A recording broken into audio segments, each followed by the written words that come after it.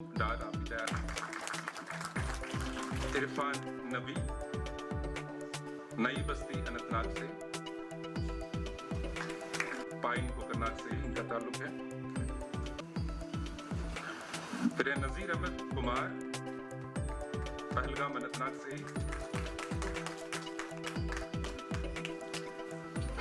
उनके बाद रियाज अहमद कसाना, इनका ताल्लुक भी लारमो अनंतनाग से ही है। शमीमा बानो पुरनहाल अनंतनाग। श्री वजाहत फारूक भट्ट सेव यूथ से फ्यूचर फाउंडेशन और उनके सभी साथी, सभागार में आज नियुक्ति पत्र अपॉइंटमेंट लेटर पाने वाले सभी भाइयों बहनों और मित्रों, मैं सबसे पहले जो लोग टेरर विक्टिम के शिकार हुए ऐसे सभी लोगों को श्रद्धांजलि अर्पित करता हूं। अभी आपके समक्ष लगभग 50 लोगों को अपॉइंटमेंट लेटर दिए गए हैं, जिसमें जैसा डीसी श्रीनगर ने बताया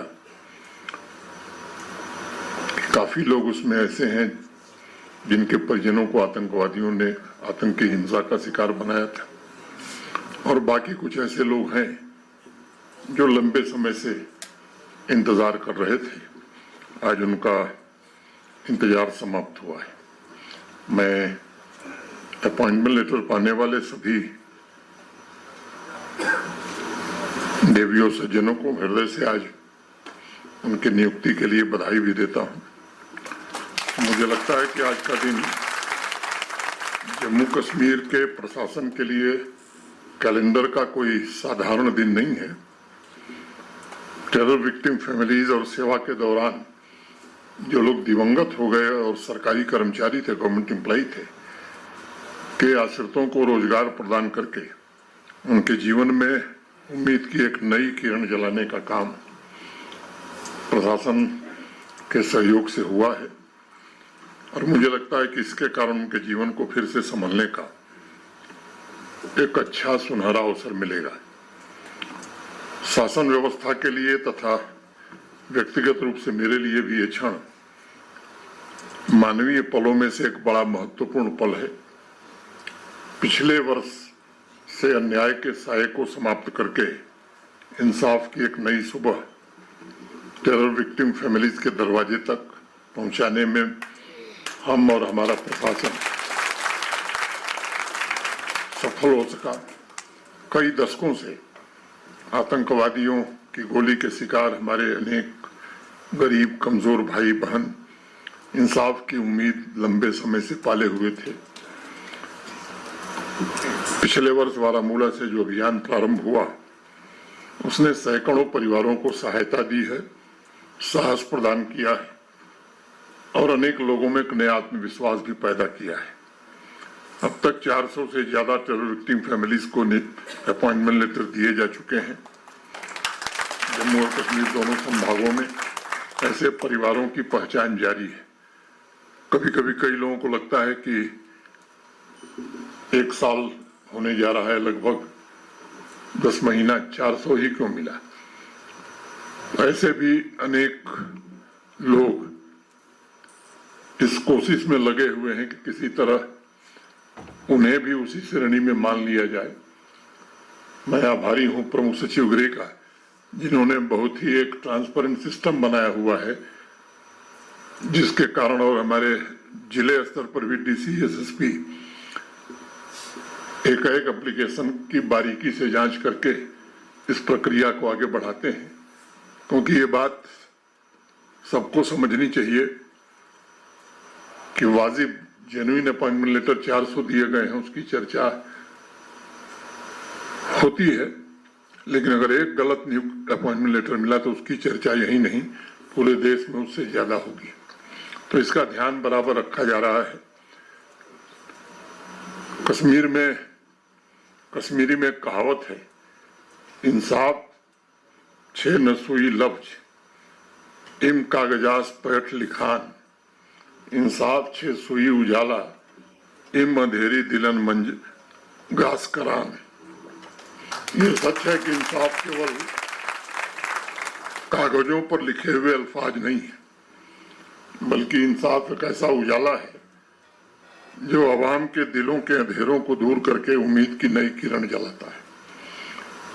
पिछले वर्ष इसी भावना से पूरी शिद्दत के साथ दुख और तकलीफ से भरे टेरर विक्टिम फैमिलीज और ऐसे लोग भी जिनके परिजन सरकारी सेवा में थे, वो भी लंबे समय से इंतजार कर रहे थे, उन्हें गले लगाकर ये कहा गया कि जम्मू कश्मीर प्रशासन और भारत सरकार आपको भूली नहीं है और हम जीवन में आपको कभी अकेला नहीं छोड़ेंगे। नियुक्ति पत्र सौंपने का यह सिलसिला तब तक चलता रहेगा जब तक इंसाफ का इंतजार कर रहे आखिरी परिवार तक जम्मू कश्मीर प्रशासन नहीं पहुंच पाता। मैं जानता हूं कि जिस गरिमा और धैर्य के साथ आतंकवाद पीड़ित परिवारों ने अपने प्रियजनों को खोने की पीड़ा सहन की है, उसकी कल्पना भी कुछ लोग नहीं कर सकते, वो बड़ी कठिन है।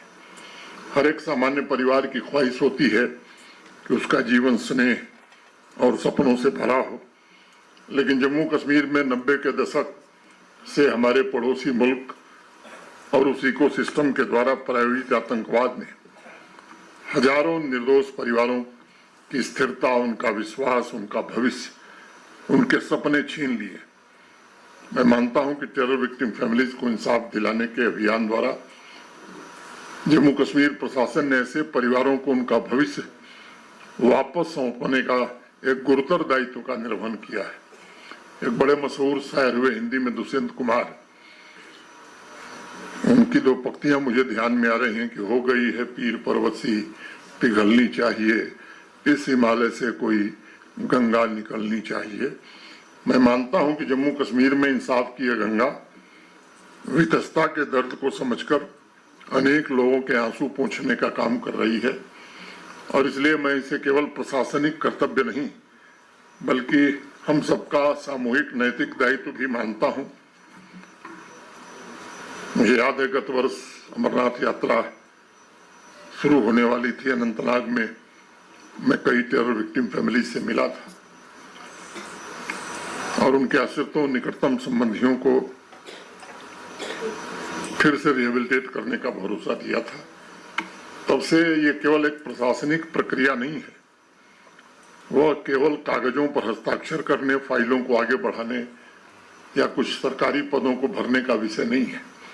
उसके पीछे इंसाफ की एक गहरी भावना है। सालों से आतंकवाद के शिकार ऐसे परिवार सिर्फ संवेदना के सहारे जीवन काट रहे थे। इस पूरी प्रक्रिया प्रोसेस के पीछे एक लक्ष्य हम सबका है और हमने सुनिश्चित करना था कि कोई भी आतंकवाद पीड़ित परिवार उपेक्षा की दरारों में गिरकर आवाम और प्रशासन की नजरों से दूर न हो। इसलिए मैं इन नियुक्ति पत्र को, अपॉइंटमेंट लेटर्स को दया और उपकार के रूप में नहीं देखता हूं, बल्कि इंसाफ है ये और आज का कार्यक्रम उसी इंसाफ का जीवंत प्रमाण है। यहाँ उपस्थित सभी परिवारों से मैं कहना चाहता हूं कि आपकी पीड़ा और लंबे इंतजार की वजह से आपको जो तकलीफ हुई है उसको हम सब बखूबी महसूस करते हैं, समझते हैं और मैं आपको भरोसा देता हूं कि आतंकवाद के जिस इकोसिस्टम ने आपको कभी न भरने वाले जख्म दिए हैं, उन्हें भी जम्मू कश्मीर पुलिस और सिक्योरिटी फोर्सेस और पूरा प्रशासन हमारा ऐसा दंड देने में लगा हुआ है कि उनकी आने वाली नस्लें भी सदैव याद रखेंगी। मैं कई अवसरों पर इस बात को कहा हूं कि जिन आतंकवाद पीड़ित परिवारों की जमीन या घर पर कब्जा किया गया है उसे भी मुक्त कराना ये प्रशासन की जिम्मेदारी है और मैं प्रमुख सचिव गृह से निवेदन करूंगा कि आपने जो वेबसाइट लॉन्च की है उस पर जो इस तरह के मामले हैं एक बार उनका रिव्यू होना चाहिए, फिर हम सब बैठ करके उसमें क्या कार्रवाई हुई है, किस मामले में जांच कहां तक पहुंची, कौन सा मामला कहां है, एक बार आप हफ्ता 10 दिन में इसका रिव्यू कर लें तो फिर इसको भी आगे बढ़ाया जाएगा। मैं जानता हूं कि कई ऐसे टेरर विक्टिम फैमिलीज में लोग अभी भी हैं, 13 साल की उम्र में, 12 साल की उम्र में आतंकवादियों ने उनकी हत्या कर दी। अब उनका कोई निकट परिजन नहीं है, लेकिन जो उनके परिवार में लोग हैं वो भी काफी तकलीफ से गुजर रहे हैं। ऐसे कई लोगों को मैं जानता हूं जिनकी आंख की रोशनी चली गई आतंकवादियों की गोली के कारण। अनेक ऐसे लोग हैं जो पूरी तरह अपंग हो गए। ऐसे अनेक परिवारों की एक विस्तृत सूची हमारे सहयोगियों ने बना करके मुझे सौंपी है। आज के कार्यक्रम के बाद उन्हें कैसे रिहेबिलिटेट करना है, इस पर क्या किया जा सकता है, प्रशासन के अपने वरिष्ठ सहयोगियों के साथ मैं चर्चा करूंगा। फिर उस मसले को भी, जैसा पिछली बार मैंने कहा था कि जिनके पास आवास नहीं है उनके आवास बनवाने का काम हम अप्रैल में प्रारंभ करेंगे। वो भी सूची तैयार है और वो काम अप्रैल महीने के अंत में हम लोग प्रारंभ करेंगे। आदरणीय प्रधानमंत्री श्रीमान नरेंद्र मोदी जी के मार्गदर्शन में पिछले 5-6 वर्षों में जितने भी इनिशिएटिव लिए गए हैं, उनका एक व्यापक उद्देश्य रहा है कि कैसे जम्मू कश्मीर का निर्माण हो सके जो अपने अतीत की पीड़ा से परिभाषित न हो, बल्कि आत्मविश्वास से भरा हुआ हो। 5-6 वर्षों में हम सबने भी एक ऐसे जम्मू कश्मीर को विकसित करने का प्रयास किया है जो अपनी शक्ति को अतीत के संघर्षों से नहीं, बल्कि अपनी सपनों की ऊंचाई से मापने का काम कर रहा है। एक ऐसी व्यवस्था निर्मित करने का प्रयास हुआ है जो सामाजिक न्याय, गरिमा और समान अवसरों पर आधारित हो। हमारे प्रशासन के सहयोगियों से भी मैं बराबर चर्चा करता रहा हूं कि आवाम के प्रति व्यवहार में सम्मान और गरिमा ये जब नजर आती है तो मुझे लगता है कि इसका इम्पैक्ट जमीन पर बहुत होता है। सामान्य नागरिक प्रदर्शन नहीं, बल्कि परिणाम की अपेक्षा रखता है।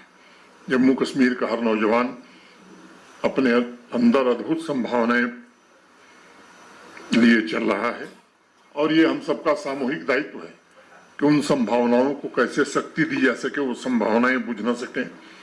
हमें मिलकर के ये प्रयत्न करना होगा कि जम्मू कश्मीर का नौजवान, यहाँ की बच्चियां भविष्य को नया आकार दे सकें और जम्मू कश्मीर की सुनहरी किस्मत लिखने में पूरी तरह से कामयाब हो सकें।